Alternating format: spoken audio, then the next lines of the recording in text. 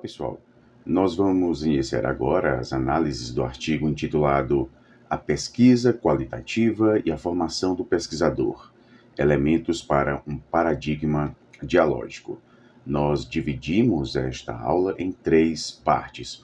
Esta primeira parte pode ser visualizada aqui em nosso canal no YouTube.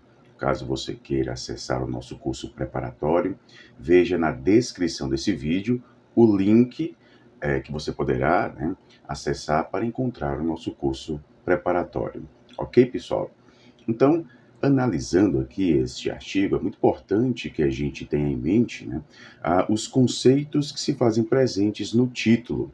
Então, nós temos a pesquisa qualitativa, então, obviamente, nós devemos ter uma abordagem em relação a esse conteúdo, o que vem a ser uma pesquisa qualitativa, as características da pesquisa qualitativa, a formação do pesquisador, Então, obviamente, quando a gente fala em pesquisa, em formação, a gente também tem que abordar qual o padrão, qual o modelo, qual o paradigma que está sendo adotado para ser realizada uma determinada pesquisa. E também o paradigma dialógico. Então, vejam só, nós temos aqui a pesquisa qualitativa sendo utilizada para a pesquisa. Então, a pesquisa que vai ser realizada, ou a pesquisa que vai ser, digamos, destacada aqui neste texto, é a pesquisa qualitativa. A pesquisa qualitativa sendo de fundamental importância para a formação do pesquisador. E por que foi adotada a pesquisa qualitativa? Porque ela é tão defendida. Nós vamos ver aqui.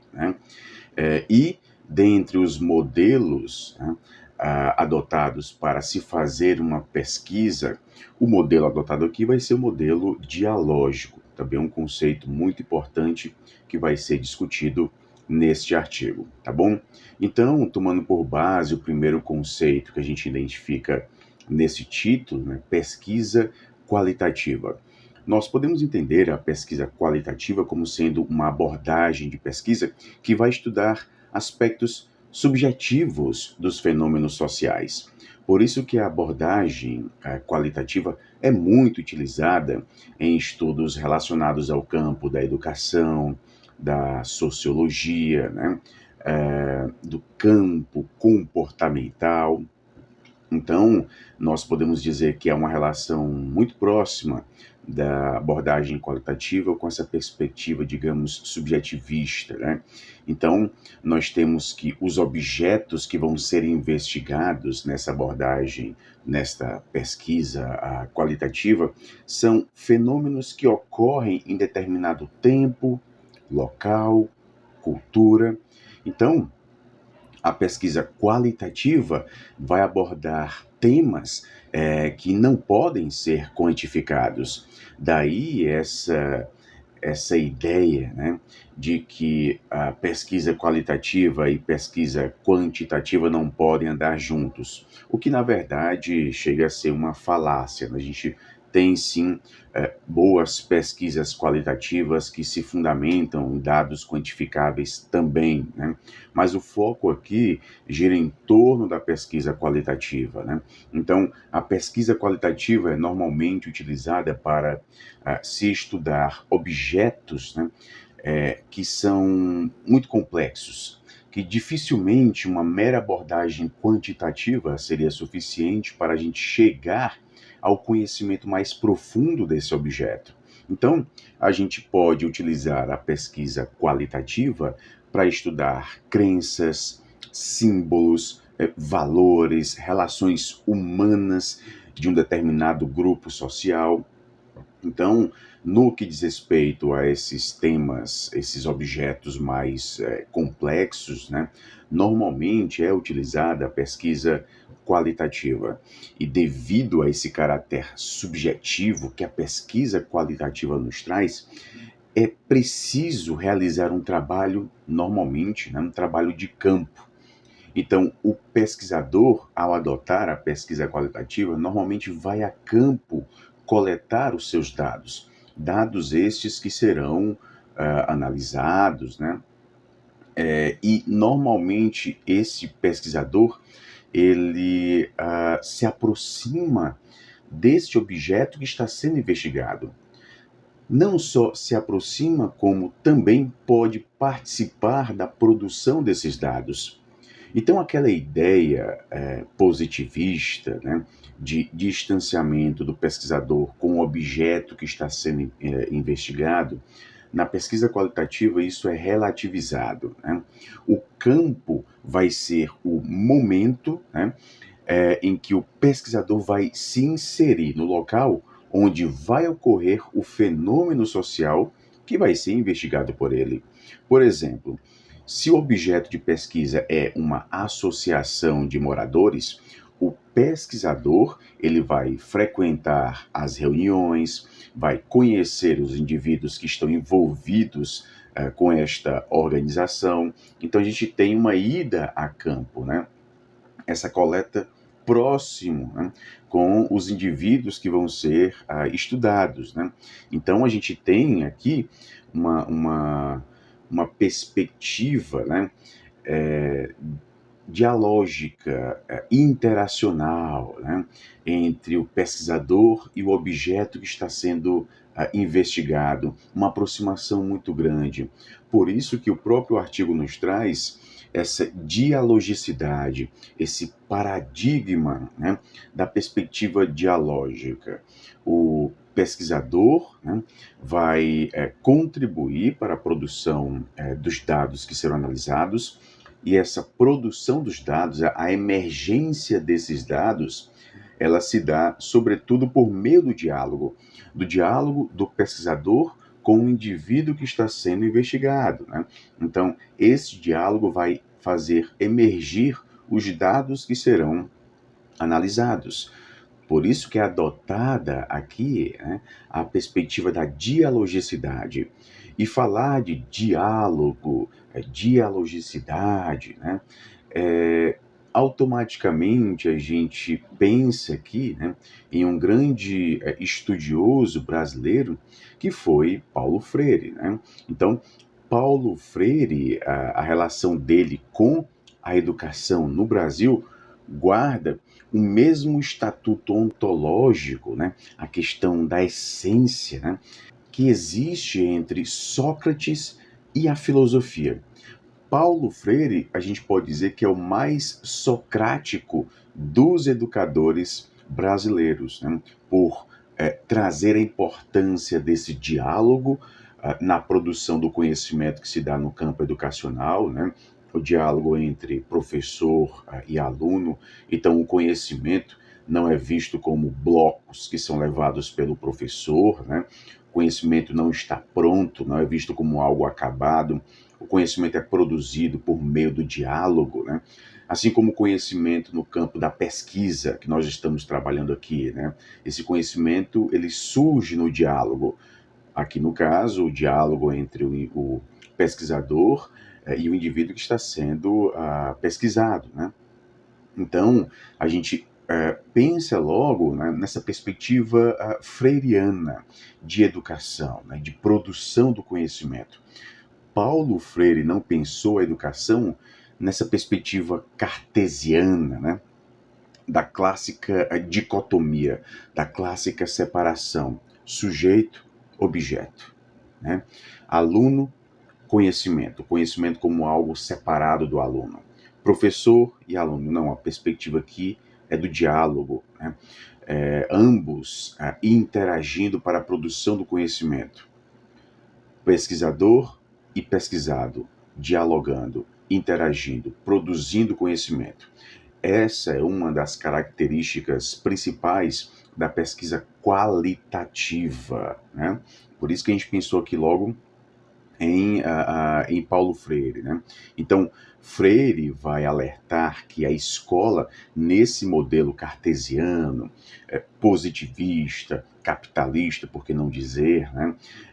Tende a ser uma instituição pautada na opressão, reproduzindo apenas ideias das classes dominantes, inibindo a criatividade dos alunos. Esses alunos vão se tornar sujeitos passivos dessa relação educacional. No campo da pesquisa, né, nessa abordagem qualitativa, o indivíduo que está sendo estudado, a comunidade, né, não é vista não são vistos nessa perspectiva passiva, eles são produtores de conhecimento, eles devem interagir. Essa é uma das grandes características da perspectiva dialógica da produção do conhecimento. Então, Paulo Freire vai propor, portanto, uma mudança nessa forma de transmissão do conhecimento. Ele vai partir de uma pedagogia dialógica, né?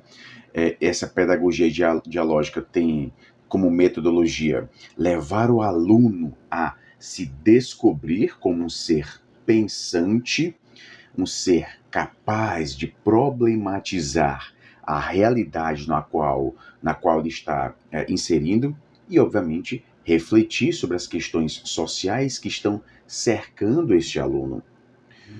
O indivíduo que está sendo pesquisado, estudado, né, da mesma forma, ele, por meio dessa pesquisa, nessa abordagem qualitativa, ele vai se ver como um produtor de conhecimento, como alguém capaz de transformar a sua realidade, não como objeto passivo que está sendo investigado passivamente, como alguém que serve apenas para ser estudado, como alguém que deve apenas aprender com o investigador, né? O investigador como sendo o único detentor do conhecimento. Não. Esse indivíduo, essa comunidade, né, também produzem conhecimentos, né? Esse conhecimento deve ser levado em consideração, tá bom? Então, nessa proposta de educação de Paulo Freire, que se contrapõe ao modelo tradicional de ensino, a experiência que o aluno traz, que o aluno acumulou com base no seu contexto social, né, é essencial para a concretização do ato pedagógico, sendo de fundamental importância a criação do conhecimento por meio da interação entre professor e o aluno. Essa relação vai ser horizontal, né? Então, esquecendo aquela perspectiva tradicional, né, de uma educação vertical, o professor lá em cima, o professor no topo, e o aluno lá embaixo, apenas recebendo conhecimento. Não, aqui a gente vai, digamos, horizontalizar esta relação educacional. No campo da pesquisa, né, a gente também pode entender dessa forma. O investigador, ele não vai estar acima daquele que está sendo investigado, daquele que está sendo pesquisado, né? Então a gente tem nessa perspectiva dialógica essa horizontalização que Freire propõe para o campo educacional e nós podemos trazer aqui para o campo da produção do conhecimento, o campo da pesquisa, né? Pesquisador e pesquisado produzindo conhecimento juntos, né? Interagindo, trocando informações, tá ok? Então, no processo de conhecimento, a gente tem essa perspectiva contínua, dialógica, né? O ato educativo vai ser exercido a partir da interação entre os atores desta situação, né? Deste processo. Professor, aluno, pesquisador, pesquisado, ok? A construção do conhecimento se dá atrelada aos saberes daqueles que estão sendo investigados, não pertencendo apenas ao pesquisador, ok? Então, vindo aqui para o artigo, né, como a gente costuma fazer, a gente faz a leitura de alguns trechos e tece comentários, tá bom? Analisando, a gente viu aqui o título, né, discutiu um pouco sobre os conceitos presentes no título. Não se trata aqui de um artigo muito complexo para a leitura, mas obviamente isso não reflete a sua importância, né? Então, iniciando aqui o artigo, nós temos o seguinte trecho. Atualmente, talvez como nunca antes visto na história da evolução humana, percebe-se o quanto a ciência e a tecnologia se fazem presentes na sociedade e têm delimitado as perspectivas, as condições e a qualidade de vida do ser humano em geral. Então a gente tem aqui uma referência feita a essas mudanças, nessas transformações que vão ocorrendo no campo da ciência, da tecnologia, e obviamente essas mudanças, essas transformações, né, elas se refletem na vida do homem, como o homem vê o mundo, né? Mas é claro que essa tecnologia, essa ciência, não deve ser visto como algo separado do homem, né? Então a ciência mudou, então o homem vai mudar. O homem contribui com a mudança da ciência, né, com a mudança da tecnologia. Então não é algo de fora. Então, se a gente tem uma mudança na tecnologia, uma evolução, digamos assim, no campo científico, né, o homem está presente nessa evolução, né, nessa transformação. Então, o homem ele age contribuindo com estas mudanças e ele também sofre, né, o impacto das suas próprias ações. Ele passa a ver o mundo de forma diferente, né?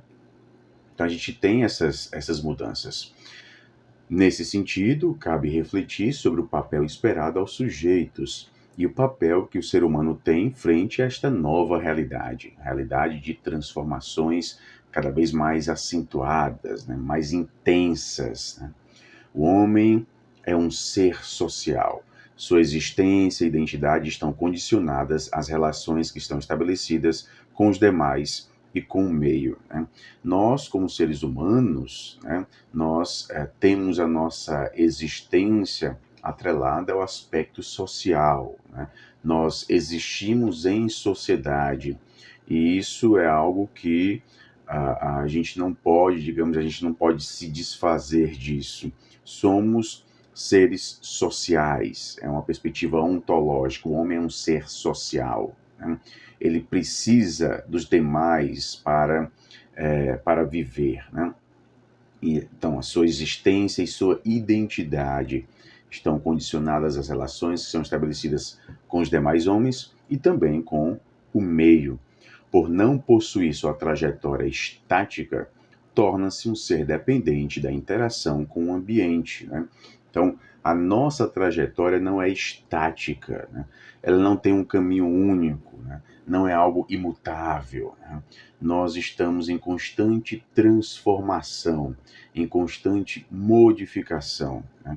Nesse eterno, digamos, devir. A gente está sempre se transformando, a gente nunca chega a ser um ser acabado, né? Nós estamos sempre nos constituindo, nunca nessa perspectiva estática, imutável, estamos sempre nos transformando, né? E por estarmos sempre nos transformando, pelo fato de ser uma necessidade do homem essa transformação, precisamos dessa interação constante com o ambiente e com os nossos pares, né? Constituindo sua identidade na constante troca com o ambiente, com as pessoas que o cercam, exigindo constante dialogicidade. Então, como nós somos seres sociais, nós só existimos na interação com os demais, a dialogicidade se torna, portanto, um elemento essencial para a nossa própria existência. Nós existimos graças à interação, ao diálogo, né? Então, há aqui essa perspectiva ontológica da constituição do próprio ser. A dialogicidade é essencial para a existência deste ser que é social. O homem não dialoga apenas, não interage apenas com os seus pares, ele interage também com esse meio, né? Com o ambiente, ok? Diante da dinâmica das relações dialógicas estabelecidas entre os homens e o mundo, fica evidente que o conhecimento e a ciência também sofreram profundas modificações ao longo do tempo. Ora, se a ciência é um produto humano, né, se a ciência é o resultado do trabalho humano, né, que emerge das necessidades do próprio homem e das suas relações, ela inevitavelmente será reflexo da consciência humana a respeito da sua incompletude e inacabamento.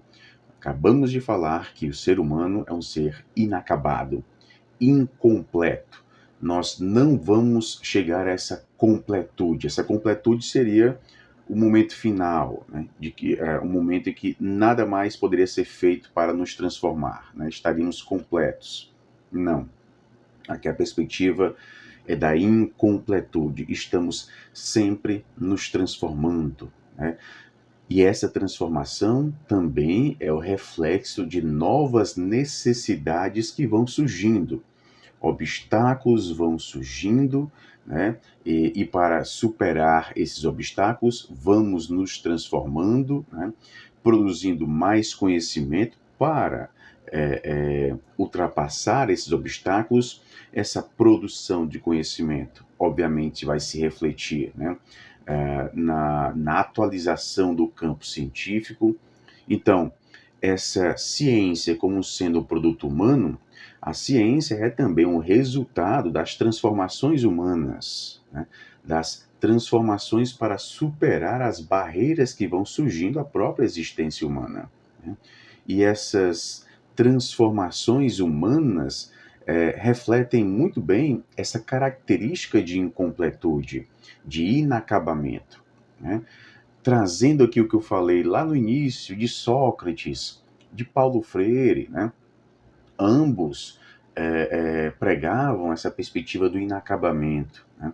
No campo do conhecimento, nós nunca vamos chegar a esse conhecimento completo, né? Sempre vamos ter essa perspectiva da ignorância, né? Ignorância relacionada ao não saber de tudo. Então, assumindo a nossa própria ignorância, assumindo que nós não sabemos de tudo, nós já estaríamos largando na frente daqueles que acham que sabem de tudo. Porque aqueles que acham que sabem de tudo, que já se veem como acabados, né, perfeitos, completos, né, se fecham para o novo saber, se fecham para a perspectiva da transformação, da modificação. Enquanto que aquele que assume a sua incompletude, o seu inacabamento, a sua ignorância em relação a todo o campo do conhecimento, esse já larga na frente, porque ele vai estar aberto a aprender sempre, né? Aprender cada vez mais. Então, a ciência, como produto humano, ela reflete as necessidades humanas, né? Necessidades de sempre estar se transformando para superar os novos obstáculos. Obviamente, essa ciência é como sendo uma necessidade humana e tomando por base o modo de produção no qual nós estamos situados, né? Nós sabemos que as necessidades são fabricadas também, né? Surgem necessidades que não se relacionam diretamente à essência humana. Então, nós temos aqui o surgimento de necessidades, digamos, artificiais, mas que, para nós, elas se mostram como sendo essenciais, como sendo fundamentais para a nossa própria existência, né? As mercadorias ganham importância, elas são fetichizadas, né? Elas ganham vida. Nós trabalhamos em busca dessas mercadorias. Então, essas necessidades que são fabricadas, artificiais, se refletem também na ciência. Então, a ciência passa a ser utilizada, né? Passa a estar voltada para essas necessidades que não são essenciais. Por isso que a gente pode dizer que não há neutralidade no campo científico, né? A ciência, ela reflete, né, relações de poder, reflete necessidades que também são fabricadas. Então, a pesquisa científica, ela não é neutra, né? Ela sempre vai ter um ponto de vista adotado pelo pesquisador, ok? Então, reconhecer a incompletude humana é um grande desafio.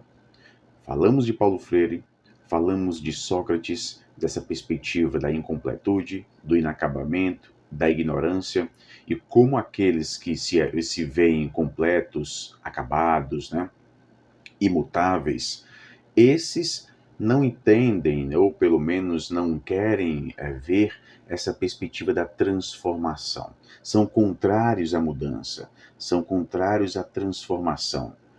Por isso que reconhecer essa incompletude é um grande desafio, principalmente no que diz respeito à ciência. Se o homem é um ser social, inacabado, e a ciência é o produto do homem para o homem, então a ciência também se constitui de diferentes faces a serem consideradas. Então, a ciência seria um produto inacabado. Nós nunca chegaríamos a um ponto final da ciência. A ciência estaria em constante transformação, sempre também nessa perspectiva do inacabamento. Historicamente, a ciência tem seus pilares calcados em diferentes paradigmas, em diferentes modelos, os quais têm como um de seus pontos fundamentais a atitude do ser humano frente à realidade e o mundo que o cerca. Como o homem vê esse mundo? Como o homem interage com esse mundo? A forma de conceber, de olhar, de analisar os fenômenos naturais, sociais, culturais, econômicos. Se eu vejo os fenômenos sociais separados dos fenômenos econômicos, né, como sendo algo que não tem nenhum tipo de relação, isso vai impactar diretamente no meu fazer científico. Se eu vejo nessa perspectiva de totalidade, de interação, de elementos que estão interligados, isso vai impactar também nesse fazer, nessa produção de conhecimento, né? Então, de fato, não há uma forma única de produzir conhecimento, né? Não há uma explicação única para um fenômeno social. Não há uma forma única de interpretar dados. Como também a gente pode dizer que não há uma verdade única, não há uma verdade inquestionável, né? A gente pode adotar abordagens paradigmáticas, né? Modelos distintos para compreender um mesmo fenômeno. E cada uma dessas abordagens vai nos levar, né, a um ponto de chegada diferente. Então, adotando abordagens diferentes, a gente vai ter um final diferente, né? E o que vem a ser paradigma, que é tão discutido aqui nesse artigo? A gente pode entender o paradigma como sendo um conjunto de crenças, valores, técnicas que são compartilhadas por membros de uma determinada comunidade científica, né? Então, é por isso, né, que quando é aceito pela maioria da comunidade científica, esse paradigma, esse modelo, vai se tornar uma referência obrigatória para as abordagens dos problemas de pesquisa. A opção do pesquisador por uma abordagem paradigmática, né, a opção dele por um modelo, vai se desdobrar nas teorias que ele vai utilizar, nas teorias que vão fazer parte dessa abordagem, na metodologia que ele vai adotar e também na possibilidade dos diálogos com as outras teorias. Dependendo do modelo que ele vai utilizar, a perspectiva da interdisciplinaridade vai ser descartada. A transdisciplinaridade vai ser descartada, né? Então, a escolha do pesquisador por uma abordagem paradigmática vai orientar as suas escolhas, né? As escolhas metodológicas, as escolhas teóricas que ele vai utilizar, né? E tudo isso vai se refletir na forma de este pesquisador ver o mundo, né? E como ele vai estudar esse mundo, ok? Então é importante a gente ter em mente que a adoção de um paradigma, de um modelo, vai impactar diretamente na interpretação desse pesquisador daquilo que ele está pesquisando, ok? Um dos paradigmas, o artigo nos traz, um dos paradigmas que tem como base o contexto das ciências da natureza, cabe ao pesquisador aplicar com o maior rigor possível métodos de observação, quantificação e controle. Então, o artigo ele nos traz algumas abordagens, né, alguns modelos, né, alguns paradigmas, e o primeiro que ele nos traz é mais essa perspectiva das ciências naturais, né? Mais na perspectiva da pesquisa quantitativa, de distanciamento do pesquisador com aquilo que está sendo pesquisado, né? Então ele diz, o afastamento entre o pesquisador e o objeto de pesquisa é característica principal deste paradigma. Desconsidera-se a possibilidade de interação entre observador e observado. Então não há essa interação. Perspectiva dialógica que passa longe, né? Então isso é uma característica que vem lá também do positivismo, né? O positivismo que teve início lá no século XIX, com Auguste Comte, né? Com essa concepção de que conhecer significa somente mensurar e quantificar. A proposta dele vai se apresentar da seguinte forma: os fatos só são conhecíveis, né, por meio da experiência. E a única experiência válida é aquela que a gente tem por meio dos sentidos, ok? Então, no início do século XX, esse paradigma positivista foi duramente questionado por meio de estudos, por exemplo, de Albert Einstein, que traz a perspectiva da relatividade, né? Max Planck também, com a teoria quântica. Então, as descobertas desses cientistas vão apresentar a matéria como algo fluido, como algo que pode ser relativizado, e vão contestar as certezas sobre as noções de tempo e de espaço, que a gente pode resgatar lá de Isaac Newton. Então, com os horrores da Segunda Guerra Mundial, com os horrores do Holocausto, né? Auschwitz, as bombas lançadas, na bomba de Hiroshima, lá em Nagasaki também, a ciência, pessoal, ela passou a ser criticada no que diz respeito ao alto preço humano que é pago, né? Por conta do avanço tecnológico, né? Então, nestes períodos, evidenciou-se aqui que a pactuação de alianças com políticos e o campo científico, né, com o campo também militar, acabou desvirtuando os cientistas desse ideal científico de contribuir com o quê? Com a felicidade humana, com o desenvolvimento humano.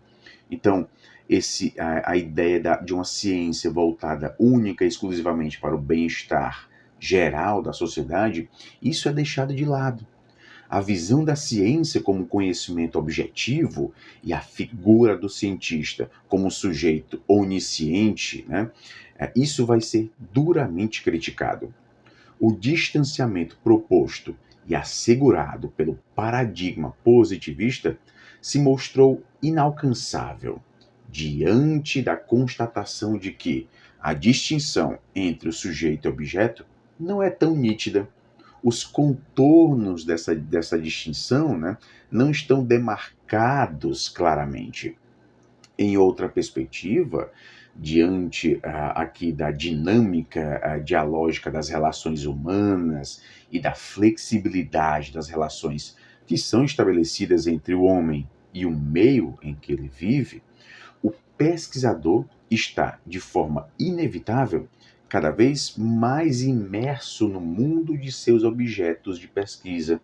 Então, esse pesquisador não deve ser visto como alguém fora deste mundo, né? Ele está inserido neste mundo que está sendo estudado por ele. Não há essa perspectiva de cientista neutro, né? Fora, exterior ao mundo, né?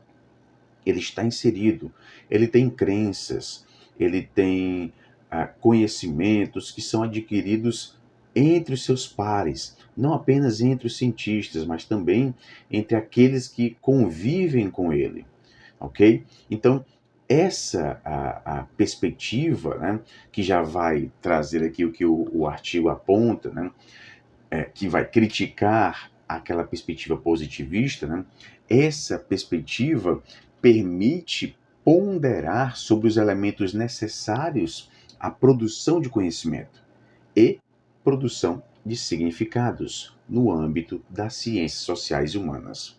E nesse contexto, a pesquisa qualitativa vai surgir como algo potencialmente qualificador, sendo o pesquisador o elemento chave para a problematização e a construção das realidades que são estudadas e analisadas. Nos séculos XVI e XVII, substituiu-se a visão de universo orgânico, vivo e espiritual pela ideia do mundo como uma máquina, convertendo-se a máquina do mundo como a metáfora dominante na era moderna. Então, pessoal, o mundo se transforma e com ele o homem que o transformou. Então, o homem transforma o mundo e como o homem vive nesse mundo, ele também é impactado por suas próprias ações. Desta vez, na companhia das máquinas, né, que são não apenas a causa, mas também os agentes ativos dessa mudança.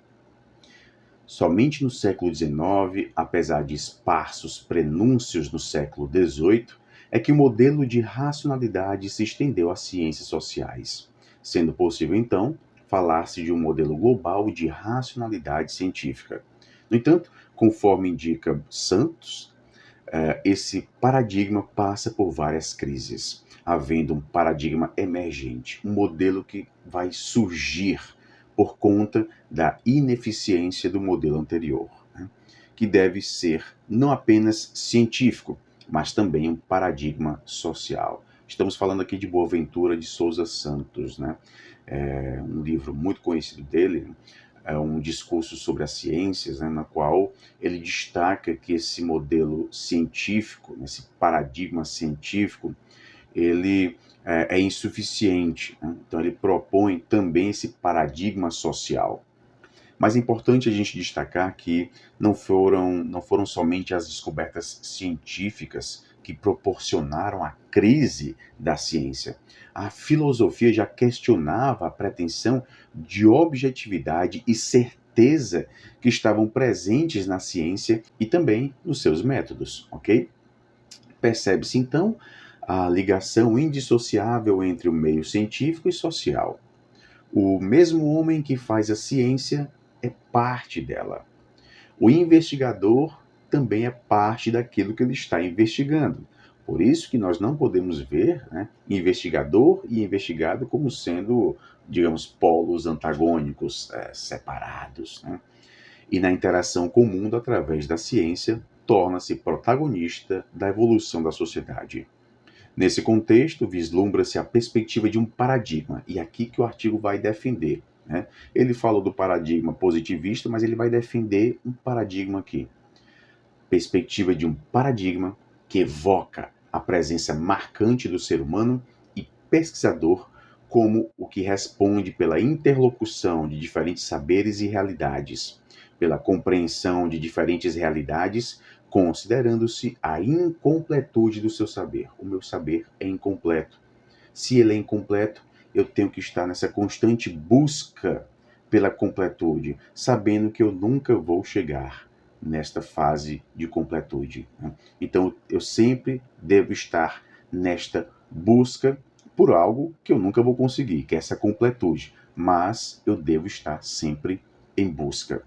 É esse sujeito que, ao carregar consigo concepções, ideias, construções e subjetividades, que permite enriquecer o processo de produção humana e científica, à medida que permite e se permite participar do diálogo com os diferentes sujeitos envolvidos na construção do conhecimento científico. Ok, pessoal? Então, nós finalizamos aqui a primeira parte de estudos deste artigo. Bons estudos a todos e até a próxima.